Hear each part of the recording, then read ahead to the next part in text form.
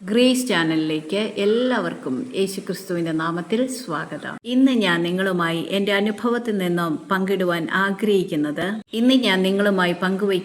ആഗ്രഹിക്കുന്നത് എനിക്ക് സ്വയം നേരിടാൻ കഴിയില്ല ഈ പ്രശ്നം എന്ന ചിന്തയിൽ നിൽക്കുന്ന ആരെങ്കിലും എന്നെ കേൾക്കുന്നുവെങ്കിൽ അവരോടാണ് ഈ മെസ്സേജ്. ഒരുപക്ഷെ നാം ഒത്തിരി പ്രാർത്ഥിച്ചു, കരഞ്ഞു, എന്നിട്ടും മറുപടിയില്ലാത്ത നിൽക്കുന്ന ചില പ്രശ്നങ്ങളാണോ നിങ്ങളുടെ മുന്നിൽ? എന്നാൽ ദൈവം നമ്മോട് പറയാൻ ആഗ്രഹിക്കുന്നത് നമ്മുടെ പ്രശ്നത്തിന്റെ വലിപ്പം നമ്മുടെ ദൈവത്തിന്റെ മഹത്വത്തിന്റെ വലിപ്പവുമായി താരതമ്യം ചെയ്യരുത് എന്നാണ്. ഒരു കാര്യം ഉറപ്പിച്ചുകൊള്ളൂ, നിങ്ങളുടെ മുന്നിൽ നിൽക്കുന്ന പ്രശ്നങ്ങൾ, തടസ്സങ്ങൾ, നിരാശകൾ, ഭയങ്ങൾ നിങ്ങൾക്ക് വേണ്ടി ദൈവത്തിന് അത്ഭുതം പ്രവർത്തിക്കുവാനുള്ള സമയങ്ങളാണ്. നിങ്ങളുടെ വിടുതൽ നിങ്ങൾ വിചാരിക്കുന്നതിലും അടുത്തായിരിക്കും. അതൊരു അത്ഭുതമായിരിക്കും. ആമേൻ. കാരണം ആ പ്രശ്നങ്ങളെയും പ്രതിസന്ധികളെയും ഭയങ്ങളെയും നേരിടുന്നത് നാം തനിച്ചു നിന്നിട്ടല്ല, നമ്മുടെ കൂടെ സർവശക്തനായ ദൈവം ഉണ്ടെന്ന് നാം മറക്കരുത്.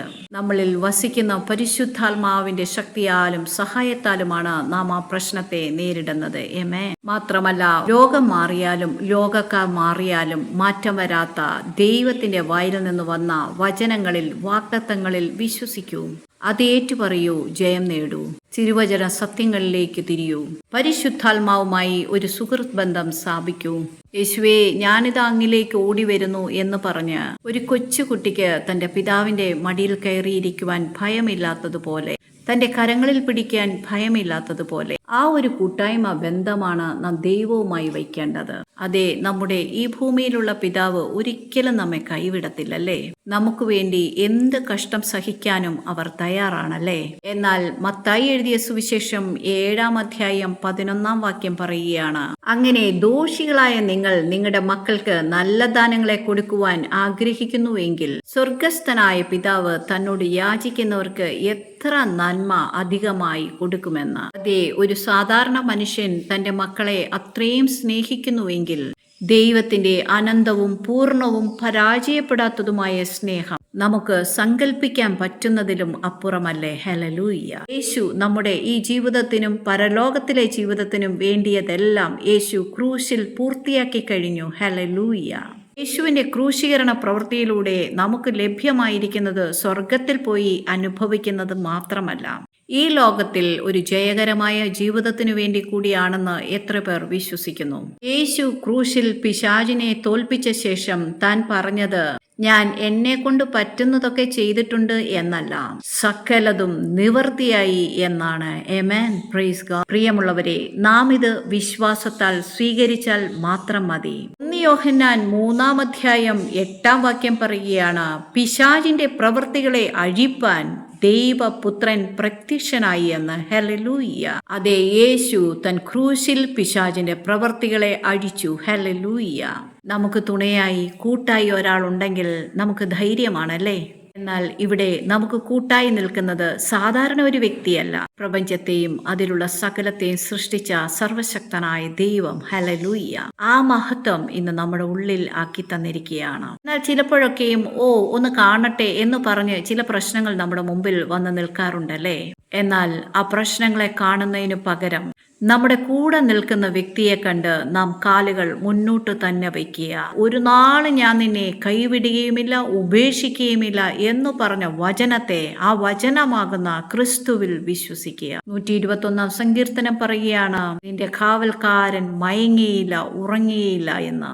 അതെ, ഉറങ്ങാതെ മയങ്ങാതെ നമ്മൾ കാവൽ ചെയ്ത് പരിപാലിച്ച് നമ്മളെക്കാൾ നമ്മെ അറിയുന്ന ഒരു ദൈവം നമുക്കായി ജീവിക്കുന്നു. ഹല്ലേലൂയ. ഉയ്യോ പോയി, ആകെ കഷ്ടമായി എന്ന് പറയുന്നതിന് പകരം ദാവീദ് പറഞ്ഞതുപോലെ നമുക്ക് പറയാം, ഇല്ല, എന്റെ ദൈവത്താൽ ഞാൻ ഈ മതിൽ ചാടിക്കടക്കുമെന്ന്. ഹല്ലേലൂയ. അതേ, തന്റെ മുമ്പിൽ നിൽക്കുന്ന ഭീമാകാരമായ ഗോലിയാത്തിനെ നോക്കി ദാവീദ് വെല്ലുവിളിക്കുകയാണ്. കാരണം ദാവീദിനറിയാം, സിംഹത്തെയും കരടിയെയും നേരിടാൻ തന്നെ സഹായിച്ച ദൈവം ഈ മല്ലനെയും നേരിട്ടുകൊള്ളുമെന്ന്.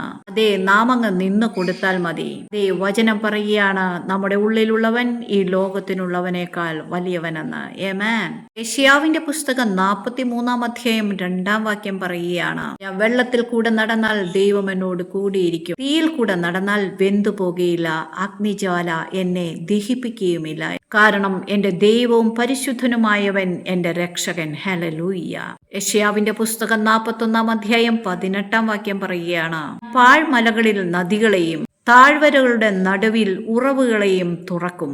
ഇന്ന് ശൂന്യമായ അവസ്ഥയിൽ, കയ്യിൽ ഒന്നുമില്ലാത്ത അവസ്ഥയിൽ കേൾക്കുന്ന ആരെങ്കിലും ഉണ്ടെങ്കിൽ ഈ വചനം ഏറ്റുപറയൂ. അതേ പാഴ്മലകളിൽ എൻ്റെ ദൈവം എനിക്കായി ഉറവകളെ തുറക്കുമെന്ന്. ഹല്ലേലൂയ.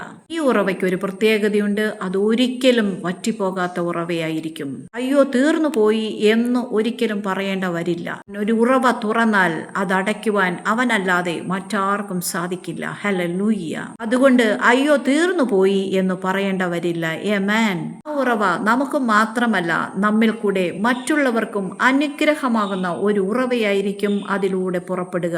ആമേൻ. അതുകൊണ്ട് വിശ്വസിക്കുക, പ്രശ്നങ്ങൾ എന്നെ മുക്കിക്കളയത്തില്ല, പ്രശ്നങ്ങൾ എൻ്റെ മുമ്പിൽ മുട്ടുമടക്കും. ആമേൻ. Praise God. അതേ, നമ്മുടെ ഭവനങ്ങളിൽ നിന്ന് പരാതിയും പരിഭവവും പറയുന്നതിന് പകരം പരിശുദ്ധാത്മാവിൽ നിറഞ്ഞ് തിരുവചന സത്യങ്ങൾ വിളിച്ചു പറയൂ. നമ്മുടെ ഭവനങ്ങളിൽ വചനവും വാഗ്ദത്തങ്ങളും മുഴങ്ങട്ടെ. ഓരോ ഭവനങ്ങളുടെ മുകളിൽ നിന്ന് പുക ഉയരുന്നതിനോടൊപ്പം തന്നെ പരിശുദ്ധാത്മാവിന്റെ തീയും കത്തട്ടെ. ആമേൻ. ആലയത്തിൽ ഇറങ്ങിയ അതേ പുക മഹത്വം ഇന്ന് നമ്മുടെ ഭവനങ്ങളിൽ നിന്നും ഉയരുവാൻ കർത്താവ് ആഗ്രഹിക്കുകയാണ്. ആമേൻ. അതേ, ആ ധൂപവർഗം, ആ പുക ദൈവസന്നിധിയിൽ എത്തിച്ചേരാതിരിക്കില്ല.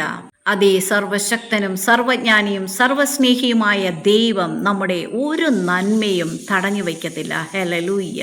മനുഷ്യൻ അതിനെ തടയാൻ നോക്കിയാലും ദൈവത്തിന് അത് സാധിക്കുകയില്ല.